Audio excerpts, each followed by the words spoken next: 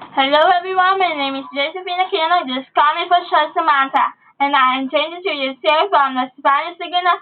I can give a best like hosting the show for our people can see the good performance and rock it. Ito ang pinakamalaking artista sa bansa na mas kilalang kilala sa buong mundo na nagmula pa sa bansang Netherlands noong 1999. Kaya ito'y pumatok at kumalat sa buong mundo. Walang iba kundi ang Big Brother na mas kilala dito sa Pilipinas.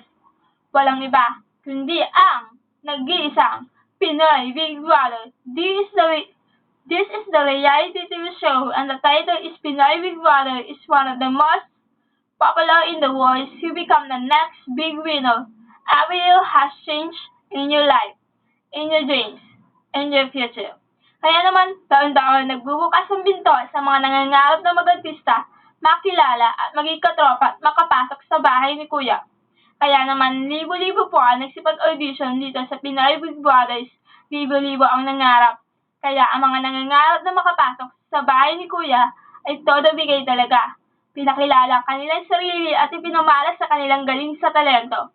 Kaya sa bawat taon na nagbubukas si Kuya sa mga nangangarap na mag-artista, makilala at maranasan makapasok sa bahay ni Kuya, ma-experience ang lahat ng challenge na pinagdaanan ng mga housemate sa bahay ni Kuya.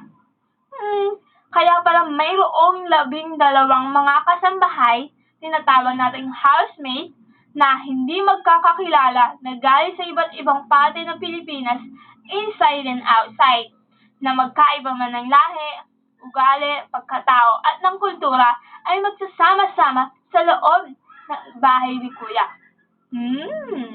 Gaano kaya sila katagal magsasama-sama na para magpamilya at magkapatid na ang turingan nila sa isa't isa?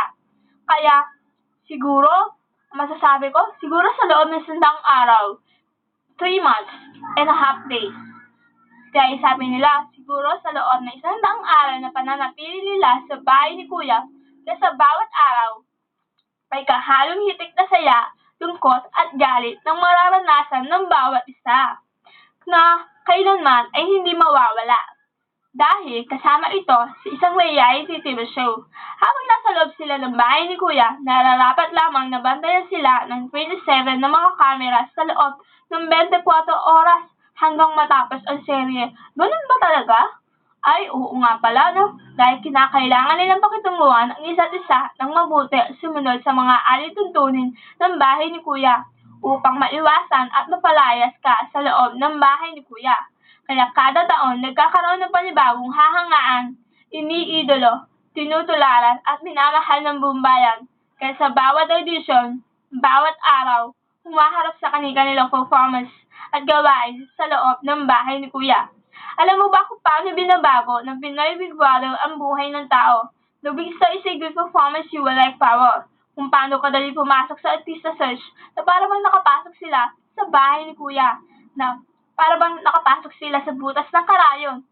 Sino kaya sa kanilang papalarin? Kaya, ano pang hinihintay ninyo? Kaya kada taon, may buhay na may magbabago. May buhay na magbabago, may pangarap na matutupad. May pangalan na magniningning sa kalangitan.